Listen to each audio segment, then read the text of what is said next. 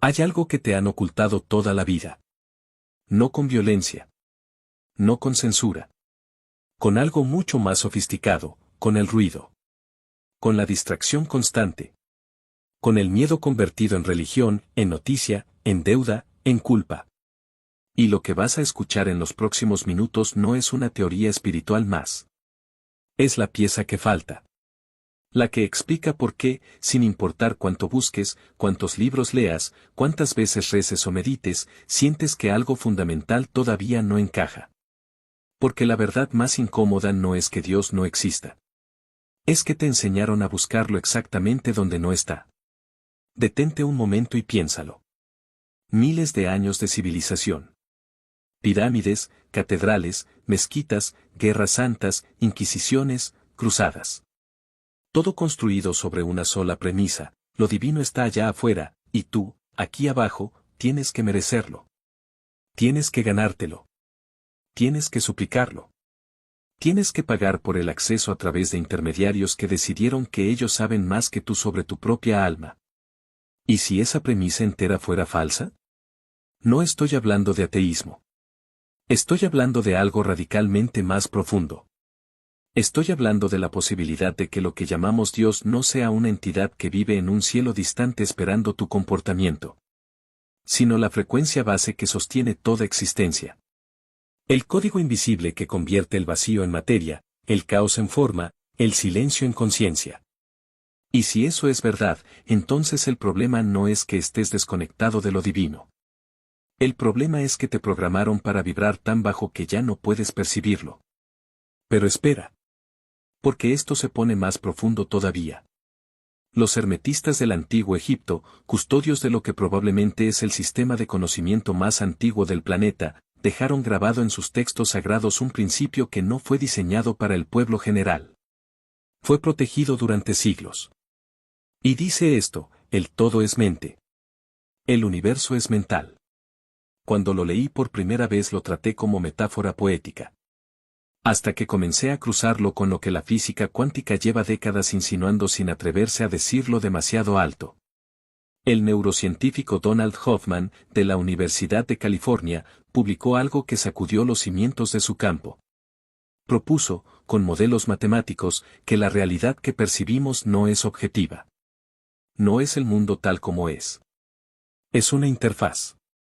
Una representación que el cerebro construye no para mostrarte la verdad, sino para mantenerte vivo. Como el escritorio de una computadora, los iconos, las carpetas, los colores, nada de eso es el código real. Es una simplificación diseñada para que puedas interactuar sin necesitar entender lo que hay debajo. Entonces la pregunta que nadie se hace en las iglesias, ni en los templos, ni en las universidades es esta: si lo que percibes es una interfaz y no la realidad base, ¿dónde existe lo divino? ¿En la interfaz, es decir, en las imágenes, los nombres, los rituales? ¿O en el código que genera la interfaz? La respuesta debería cambiar absolutamente todo lo que crees sobre la espiritualidad. Ahora bien, si el universo es una estructura mental vibracional y nuestra percepción es solo una capa superficial de algo más profundo, entonces hay una pregunta que se vuelve urgente. ¿A qué frecuencia estás vibrando tú? Nikola Tesla, que fue sistemáticamente borrado de los libros de historia precisamente porque sus descubrimientos amenazaban estructuras de poder enormes, lo dijo con una claridad que todavía perturba. Si quieres descifrar los secretos del universo, piensa en términos de energía, frecuencia y vibración. No lo dijo como metáfora. Lo dijo como instrucción técnica. El principio hermético lo confirma desde otro ángulo: nada está inmóvil. Todo se mueve. Todo vibra. Desde el electrón que gira en el núcleo de un átomo hasta la galaxia que rota en el espacio profundo. La diferencia entre una piedra y un pensamiento no es la sustancia, es la frecuencia de vibración. Y si Dios es la frecuencia más elevada, la más coherente, la más ordenada de toda la creación, entonces la conexión con lo divino no es una cuestión de fe ciega. Es una cuestión de sintonía. Pero aquí es donde todo cambia. El psiquiatra David Hawkins dedicó décadas a mapear algo que muy pocos se atrevieron a medir: los niveles de conciencia humana en función de las emociones. Su escala muestra algo que, una vez que lo ves, no puedes dejar de verlo en todas partes. En la base de la experiencia humana, vergüenza, culpa, miedo, apatía. Frecuencias extremadamente bajas. En la cima, amor, alegría, paz, iluminación. Frecuencias que en su escala superan los 500 Hz. La brecha entre esos dos extremos no es una diferencia de grado. Es una diferencia de naturaleza. Un ser humano operando desde el miedo literalmente habita una realidad diferente, procesa información diferente, toma decisiones diferentes, atrae experiencias diferentes a alguien que opera desde el amor. Y ahora la pregunta que el sistema no quiere que te hagas: ¿quién se beneficia de que la mayoría de la humanidad permanezca en las frecuencias más bajas? Piénsalo sin filtros por un momento. La culpa religiosa. La tragedia mediática. La deuda económica perpetua. La comparación social constante. La cultura de la escasez. Todos estos sistemas, sin excepción, producen el mismo resultado neurobiológico: mantener el sistema nervioso humano en estado de alerta y supervivencia permanente. Y un cerebro en modo supervivencia no puede pensar con claridad. No puede acceder a estados elevados de conciencia. No puede percibir la abundancia que ya existe. No puede reconocer que lo que busca desesperadamente afuera ya está dentro. No es conspiración. Es ingeniería conductual. Y funciona perfectamente. El psicólogo Leon Festinger lo documentó con precisión clínica. Cuando una creencia profunda se enfrenta a una evidencia que la contradice, la mente prefiere distorsionar la evidencia antes que modificar la creencia. Lo llamó disonancia cognitiva. Pero en términos espirituales significa algo mucho más dramático: el sistema te programó con miedo y ese mismo miedo ahora actúa como guardián que rechaza la información que podría liberarte. La jaula no tiene barrotes visibles. Está construida con tus propias creencias. Entonces, ¿cómo se sale? La mayoría nunca entiende esta parte. No se sale acumulando más información. No se sale leyendo más libros, siguiendo más gurúes, adoptando más prácticas. El verdadero camino no es agregar. Es eliminar. Es desaprender. Todas las tradiciones espirituales de la historia, sin importar el continente, sin importar el siglo, llegaron a la misma puerta desde caminos diferentes. El budismo zen habla de vaciar la mente. El sufismo habla del silencio del corazón. El misticismo cristiano habla de la noche oscura del alma. El chamanismo amazónico habla de la muerte del ego. Nombres distintos para la misma experiencia: el momento en que el yo pequeño, construido por el miedo y el condicionamiento, se disuelve. Y en ese espacio que queda, algo que siempre estuvo presente finalmente puede ser percibido. El neurocientífico Andrew Newberg llevó meditadores de alto nivel a un escáner cerebral y midió algo extraordinario. En los estados de meditación profunda, la actividad del lóbulo parietal, la región del cerebro que construye la sensación de ser un yo separado en el espacio y el tiempo, se apagaba casi por completo. No es una ilusión subjetiva. Es un cambio medible en la arquitectura neuronal. En esos instantes, la frontera entre el yo y el todo desaparece. El meditador no siente que se conecta con algo más grande.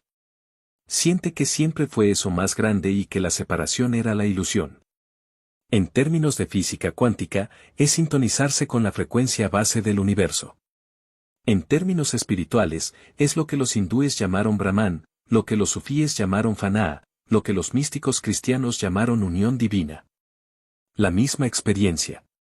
Vestida con diferentes ropas culturales. Y lo más perturbador es esto: no es una experiencia reservada para monjes, iluminados o elegidos. Es tu estado natural.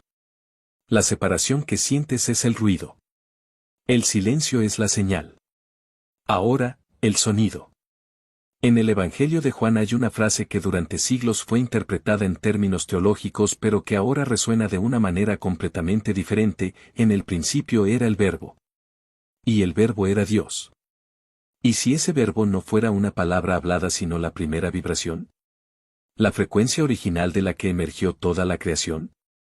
El hinduismo lleva miles de años enseñando que el mantra Om, el pranava, es la vibración primordial del universo.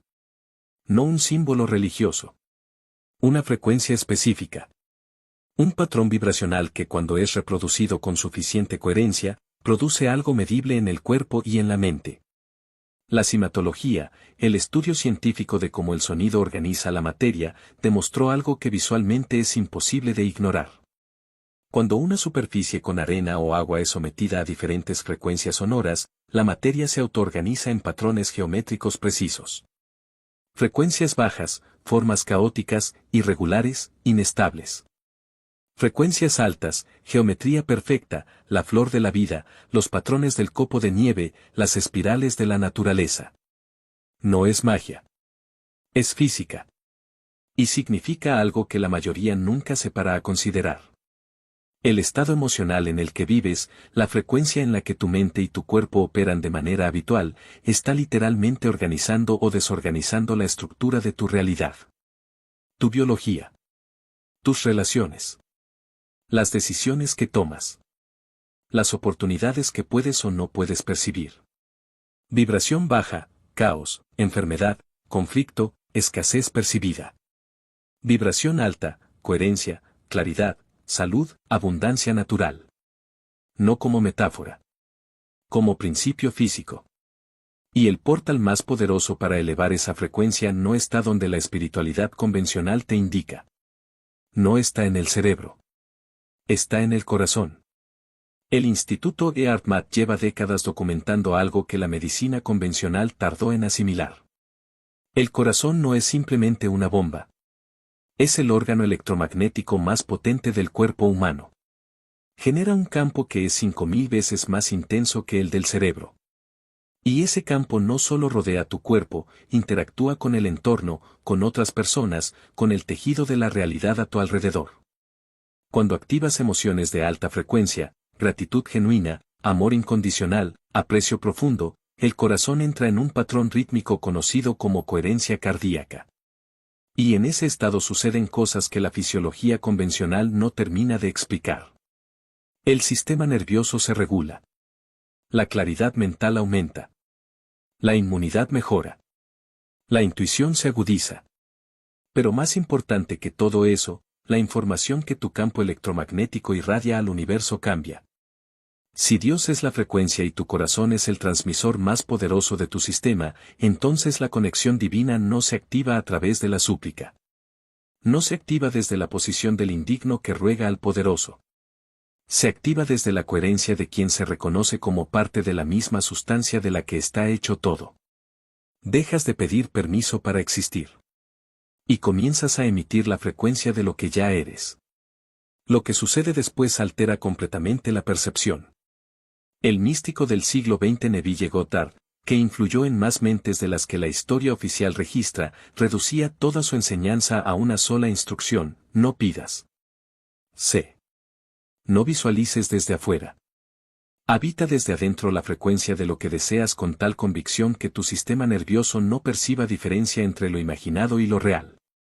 Y la neurociencia moderna le da la razón. El cerebro no distingue con precisión entre una experiencia vivida y una experiencia imaginada con suficiente detalle emocional. Los mismos circuitos neuronales se activan. Los mismos neurotransmisores se liberan. La misma arquitectura biológica se modifica. No estás engañando a tu cerebro. Estás reescribiendo el programa desde adentro. Pero hay un paso que casi todos se saltan. Y es el que determina si esta comprensión se queda en el plano intelectual o si realmente transforma tu realidad. El paso es el desaprendizaje activo. No basta con saber que eres una conciencia de alta frecuencia si cada noche consumes 2 horas de noticias diseñadas para activar tu amígdala. No basta con entender la coherencia cardíaca si tus relaciones más cercanas operan en el ciclo del conflicto y la culpa. No basta con comprender que el miedo es una frecuencia baja si cada mañana te despiertas a revisar lo que puede salir mal. La transformación real no es un estado de éxtasis espiritual que alcanzas de vez en cuando. Es una decisión cotidiana. Una higiene vibracional. Un entrenamiento sostenido de la atención. Y para eso, los maestros de todas las épocas enseñaban una práctica que no necesita rituales, ni altares, ni intermediarios. Cada vez que un pensamiento de miedo, de juicio, de escasez o de culpa aparezca en tu mente, antes de que genere emoción, antes de que construya historia, hazle una sola pregunta: ¿esto está ocurriendo ahora mismo, en este segundo, o es una proyección fabricada por un cerebro que fue entrenado para el peligro? Esa pregunta, hecha con honestidad, interrumpe el ciclo en su origen. Luego una segunda: ¿la información que estoy consumiendo en este momento me sintoniza con la frecuencia del amor o con la del miedo? No te estoy pidiendo que ignores la realidad. Te estoy pidiendo que seas consciente de lo que introduces en tu campo vibracional a diario. Y la tercera, la más radical: ¿quién soy yo sin esta historia? Sin la historia del fracaso, sin la etiqueta del pecador, sin la narrativa de la víctima, sin el personaje que construiste para sobrevivir en un entorno que premiaba la pequeñez. ¿Quién eres en el silencio, cuando nadie te observa, cuando no tienes que justificarte ni demostrar nada? Esa es la pregunta que lo cambia todo. Porque al soltar la historia, el yo condicionado se disuelve. Y lo que queda no es vacío. Es la conciencia ilimitada que siempre estuvo ahí, esperando que dejaras de cubrirla con capas de miedo heredado. El juego de la vida nunca fue encontrar a Dios.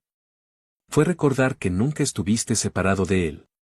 Cada vez que sentiste esa vibración inexplicable en el pecho frente a algo bello, cada vez que una sincronía perfecta te dejó sin palabras, cada vez que en el silencio absoluto sentiste algo que ningún lenguaje puede nombrar.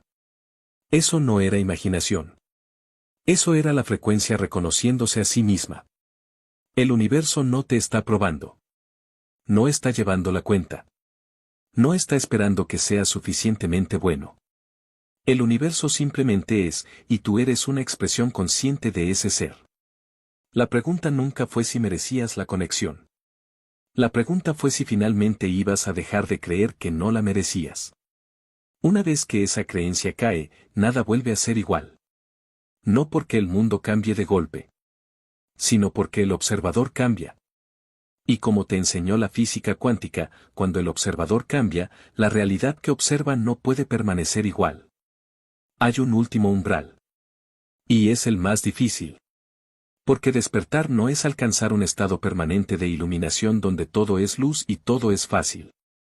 Despertar es tomar la decisión consciente, una y otra vez, de no volver a delegarle tu poder a una estructura externa. Ni a una institución. Ni a una ideología. Ni a un líder carismático. Ni al miedo de lo que otros pensarán. Es asumir que eres el punto donde la conciencia universal se dobla sobre sí misma para experimentarse. Que tus pensamientos no son ruido accidental sino información que el universo usa para crear. Que tu corazón en coherencia no es solo un órgano en armonía sino una antena que está en conversación constante con el tejido de lo real. Y que la vibración que eliges cultivar hoy no es solo tu estado emocional. Es tu contribución al campo colectivo de la humanidad. Cada persona que eleva su frecuencia no se transforma solo a sí misma. Modifica, aunque sea en una fracción invisible, el campo electromagnético colectivo de la especie. La física lo documenta. Los místicos lo enseñaron durante milenios. Y tú, en este momento, tienes exactamente lo que necesitas para comenzar. No cuando tengas más tiempo. No cuando las condiciones externas sean perfectas. No cuando te sientas suficientemente preparado. Ahora. En el silencio que existe entre este pensamiento y el siguiente. En el espacio que se abre cuando decides, aunque sea por un instante, dejar de huir de ti mismo. Ahí está la frecuencia que buscabas. Siempre estuvo ahí. Y tú, aunque no lo supieras, siempre fuiste ella.